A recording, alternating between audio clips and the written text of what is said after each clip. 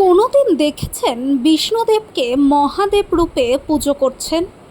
হ্যাঁ, এমনই অভিনব পুজো হয় নীল চড়ক ও বাংলার নববর্ষের দিন রানাঘাট অনুলিয়াতে।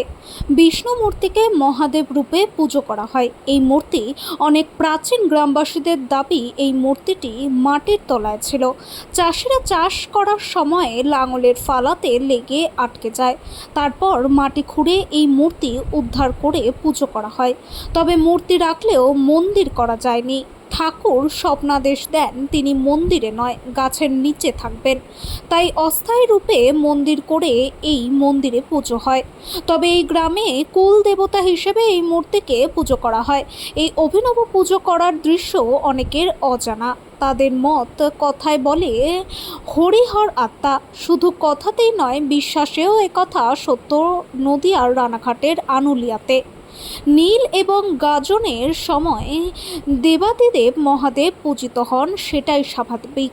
কিন্তু এখানে তা হয় না। এখানে নীল এবং গাজনের দিন এবং বাংলা নববর্ষের দিন একটি প্রাচীন বিষ্ণু মূর্তি পূজিত হয় শিব হিসেবে। দলে দলে মানুষ আসেন এখানে পুজো দিতে। আসেন এই সময় যারা সন্ন্যাস রাখেন তারাও। ভক্তি, বিশ্বাস আর নানা কিংবদন্তি কথা বলে এখানে প্রতি মুহূর্তে। এই প্রসঙ্গে স্থানীয় পুরাণ গবেষক ডক্টর শুভদীপ বন্দ্যোপাধ্যায় এবং স্থানীয় সন্ন্যাসী কি জানালেন শুনে নেব।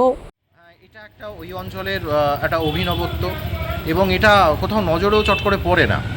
আসলে তত্ত্বগতভাবে বিষয়টা এইরকম যে বিষ্ণু এবং শিব অর্থাৎ মানে আমরা যদি এই যে বলি না একটা হরিহর আত্মা একটা কথা বলি, তো হরি এবং হর কিন্তু অভেদ, তাদের মধ্যে কিন্তু ভেদ নেই। এবং এটা বলা হয় যিনি ভেদ দর্শন করেন তাকে নরকগামী হতে হয়, এটা আমাদের শাস্ত্রের কথা।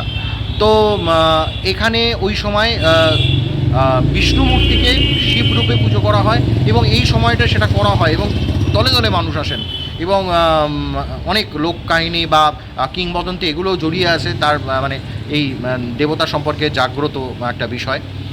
সব মিলিয়ে এটা একটা খুব অভিনব একটা বিষয়। আপনার নাম? ডক্টর শুভদীপ বন্দ্যোপাধ্যায়। নদিয়া থেকে বাবুয়া ব্যানার্জির রিপোর্ট, প্রথম আলোর বার্তার পর্দায়। সঙ্গে থাকুন, ভরসা রাখুন।